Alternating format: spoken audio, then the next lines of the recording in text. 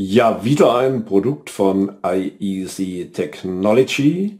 Diesmal ist ja leicht zu erkennen, eine Bluetooth-Tastatur, die faltbar ist, kann man hier ja schon angedeutet erkennen.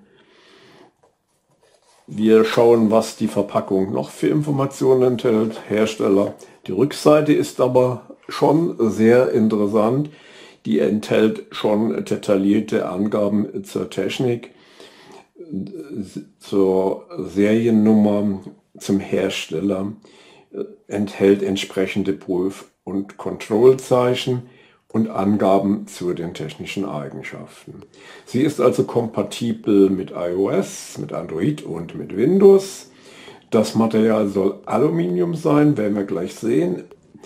Die Reichweite dieser Tastatur liegt bei etwa 10 Meter. Die Standby-Time ist hier mit 500 Tagen angegeben. Diese Tastatur enthält eine Lithium-Batterie mit einer Kapazität von 800 mAh. Stunden muss das wahrscheinlich heißen. Das ist wahrscheinlich hier ein Druckfehler. Und die Arbeitszeit, also die Betriebsdauer, soll sozusagen etwa bei 5 Stunden liegen. Okay, wir öffnen einfach mal das Schächtelchen. Legen das beiseite und schauen mal, was aus dieser Schachtel wohl hervorkommt. Okay, hier gibt es also ein Ladekabel, nehme ich mal an. Es wird wohl kaum eine Verbindung sein, also zumindest ein USB-Kabel mit USB 2 und einem Micro-USB-Anschluss.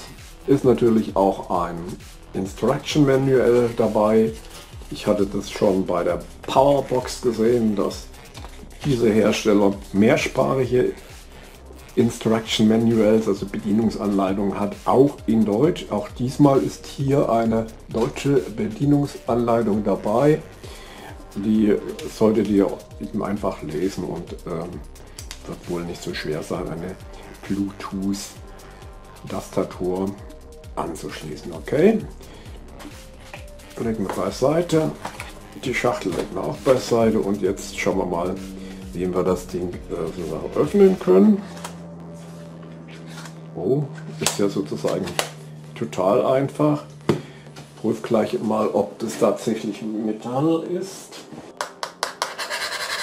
Also das klingt schon sehr metallisch und man kann es wohl glauben. Klappen wir es wieder auf.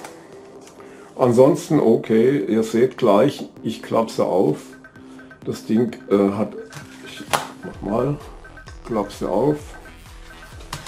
Es zeigt also sofort ein Lämpchen an, dass sie betriebsbereit zu sein scheint. Man muss natürlich die Bluetooth-Kopplung zum Zielgerät herstellen. Druckpunkte sind auch alle ziemlich gut. Es ist ein deutliches Drücken notwendig. Die Beschriftung ist im Deutsch. Ne? Hier seht ihr, das Ü ist schon ein Hinweis darauf, dass der Hersteller uns eine deutsche Version geschickt hat. Wir schauen da einfach nochmal drauf, habe ich vielleicht beim Auspacken etwas übersehen. Ganz deutlich gekennzeichnet, also das ist eine Tastatur, die für Deutschland bestimmt ist. Ansonsten gibt es nicht vieles Besonderes weiter an der Stelle zu sagen. Ne? Sie ist also handlich, ihr seht ja selbst, ich habe nicht so große Hände. Sie ist also leicht und locker in die Hand zu nehmen. Sie ist leicht aufzuklappen. Betriebs-LED wird angezeigt. Es gibt einen Eingang zum Aufladen des Akkus. Hier seht ihr diesen Micro-USB-Anschluss. Wird einfach mit dem Micro-USB-Kabel verbunden und an der anderen Seite in das Ladegerät gesteckt. Ja. Bis dahin. Wir sehen uns gleich wieder. Ja, da bin ich wieder. Jetzt will ich euch erstmal zeigen, wie man diese Tastatur auflädt. Beim Aufklappen seht ihr, brennt zunächst dieses grüne Lämpchen. Das zeigt uns an, dass das Ding betriebsbereit ist, also dass der Akku aufgeladen ist. Wir können trotzdem versuchen, den Akku einmal zu laden. Ich habe hier ein Ladegerät an der anderen Seite dieser USB-Verbindung und wir werden jetzt dieses Kabel in diese Micro-USB-Buchse stecken und ihr seht, die Farbe der Lumineszenzdiode ändert sich. Sie brennt rot. Die wird auch so lange rot brennen, bis der Akku vollständig aufgeladen ist. Das soll uns aber jetzt nicht hindern, in einen weiteren Test zu gehen, denn wir wollen das Gerät ja auch mal mit einem Bluetooth-fähigen Endgerät zu koppeln versuchen. Also, wir sehen uns gleich bei der Kopplung wieder. Jetzt wird die Tastatur aufgeladen. Währenddessen der Akku geladen wird, versuchen wir mal eine Bluetooth-Verbindung zu einem entsprechenden Endgerät herzustellen. Ich habe hier auf der linken Seite ein Bluetooth-fähiges Handy liegen. Da versuche ich jetzt mal eine Kopplung. Diese Kopplung leitet man einfach ein, indem man die FN-Taste und die C-Taste gleichzeitig drückt. Die FN-Taste ist diese.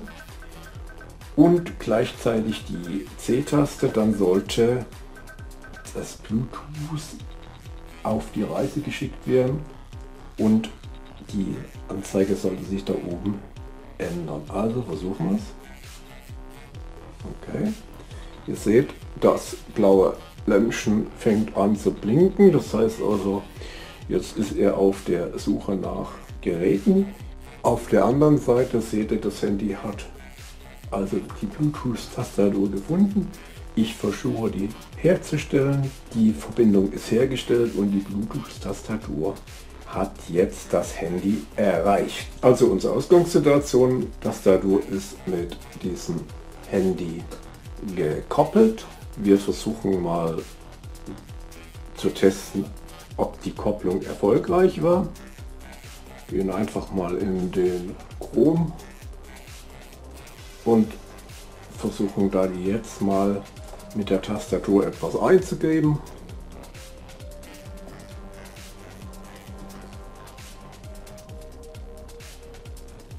Hier oben schauen wir mal uns diese Adresszeile an und geben einfach hier mal Test ein. Da muss man vermutlich etwas behutsamer sein mit der Eingabe. Also zumindest erreicht, dass die Tastatur des Handys sicher und ist also auch betriebsbereit. Gut, das war die Kopplung mit dem Handy. Ihr seht, prinzipiell möglich, nicht unbedingt der Knaller. Ich werde jetzt noch eine weitere Kopplung zu meinem PC versuchen herzustellen. Mal sehen, wie der PC an der Stelle sich bezüglich dieser Bluetooth-Tastatur verhält. Ja, da bin ich wieder. Jetzt sitze ich vor einem PC, habe die Tastatur also einfach mal hier vor dem PC sozusagen deponiert und versuche jetzt eine Bluetooth-Kopplung mit meinem PC herzustellen. Schauen wir mal, was unser PC dazu meint. Die Tastatur ist sozusagen gefunden worden. Die koppeln wir jetzt einfach mal. Das hat hier schon ein bisschen länger gedauert als bei meinem Android-Handy, aber letztendlich ist der Erfolg das Maßgebende. Also diese Kopplung ist hergestellt und jetzt wollen wir mal sehen, wie sich diese kleine Mini-Tastatur sozusagen in Verbindung mit diesem PC schlägt. Ihr seht, ist also hier problemlos und möglich und alle Sequenzen kommen auch genauso, wie ich sie eingebe. Also das heißt also, die Tastatur ist mit diesem PC gut verwendbar. Ja, da bin ich wieder, liebe Freunde. Lasst mich einfach mal ein kleines Fazit ziehen. Diese kleine wunderbare Tastatur der Firma IEC Technology hat mich überrascht. Es ist eine sehr mechanisch stabile, robuste Tastatur, die sich wunderschön bedienen lässt, die gute Druckpunkte hat. Es hat mir im Großen und Ganzen sehr gefallen. Die Bluetooth-Kopplung war spielend leicht herstellbar und die Kopplung mit dem PC bzw. mit einem Handy bereitete keine Probleme. Zum Abschluss legen wir sie doch einfach noch mal auf die Waage. Das heißt also, diese kleine im Metallgehäuse befindliche Tastatur wiegt insgesamt 186 Gramm, ist also leicht, obwohl sie aus Metall geformt ist. Also für mich ist es eine Empfehlung für all diejenigen, die eine Bluetooth-Tastatur für welche Zwecke auch immer transportabel benötigen. Danke für eure Aufmerksamkeit.